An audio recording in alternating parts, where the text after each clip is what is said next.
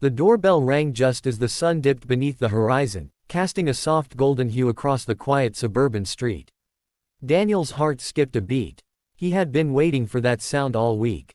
His palms were sweating, his pulse quickened, and for the first time in years, he felt something close to nervous excitement, the kind that made him feel alive again. He straightened his shirt, checked his reflection in the hallway mirror, and took a deep breath. Tonight wasn't just another night. Tonight was the first time he was going on a date since his wife Emily had passed away 3 years ago. He never thought he'd get here again, to a place where he could open his heart, even a little. But when he opened the door and saw her, Sarah, standing there with her gentle smile and soft eyes, the world felt strangely calm.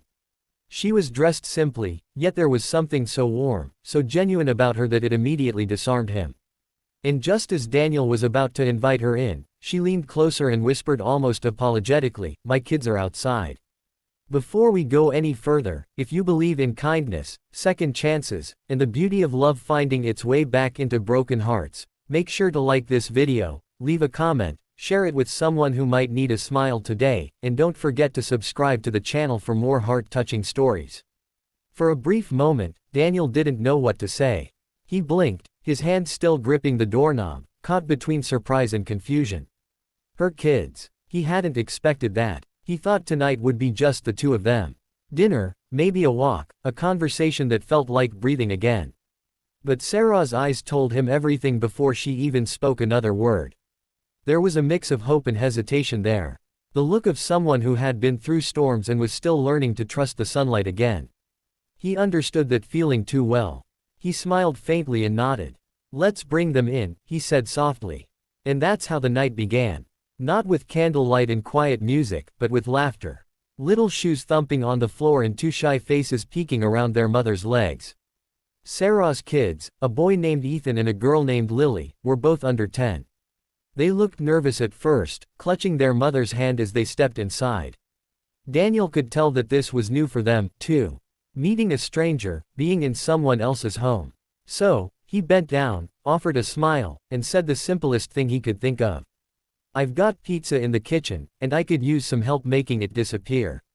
That was all it took. The boy's eyes lit up, and soon enough, laughter echoed through the house.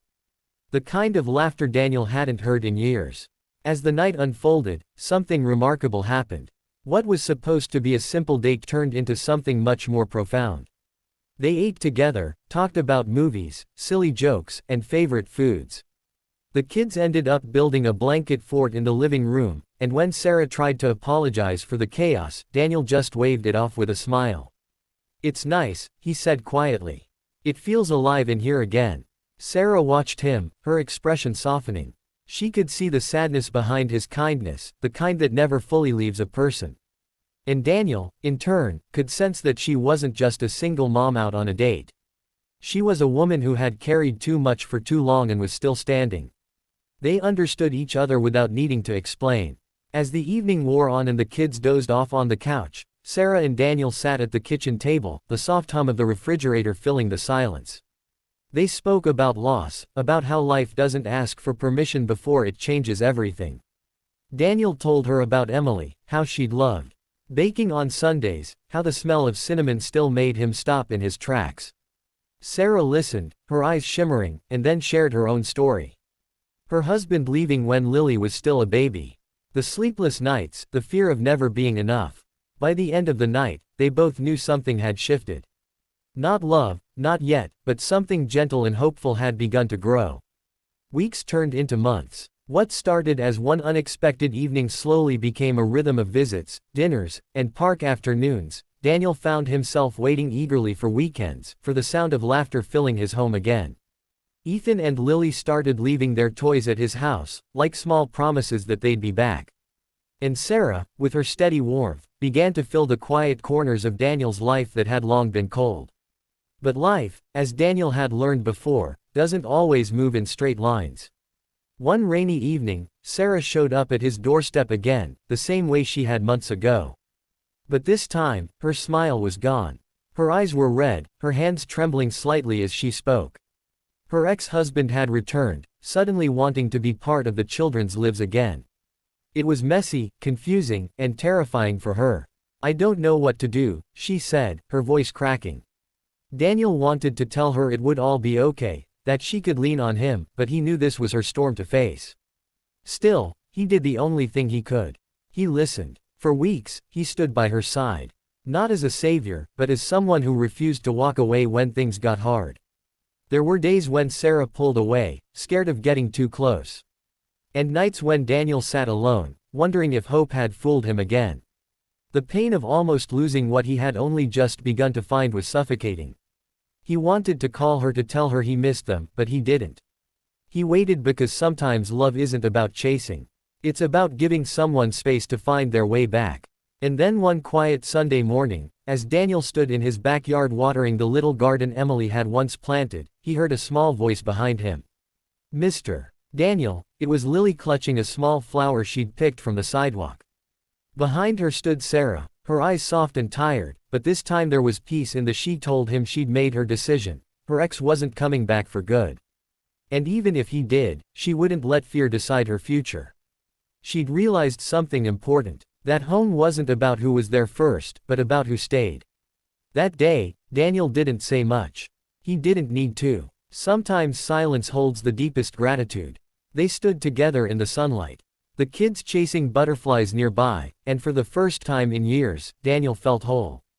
The following months were quiet and beautiful. They didn't rush things. There were still hard days, moments of doubt, and nights when they both wondered if love could really last after loss. But every time those fears rose, they looked at each other and remembered how it all began. With a knock on the door, with a whisper, with kindness, and then came the day that changed everything again. Daniel had planned a small dinner. Nothing fancy, just them and the kids.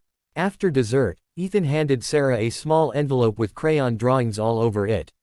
Inside there was a simple note written in Daniel's handwriting. You and your kids brought my heart back home. Will you make this home yours, too? Tears streamed down Sarah's cheeks as she nodded. The kids cheered, wrapping their arms around them both. It wasn't a fairy tale. It was better. It was real. It was two people who had lost so much and still chose to love again. As the evening faded into night, Daniel looked at the stars.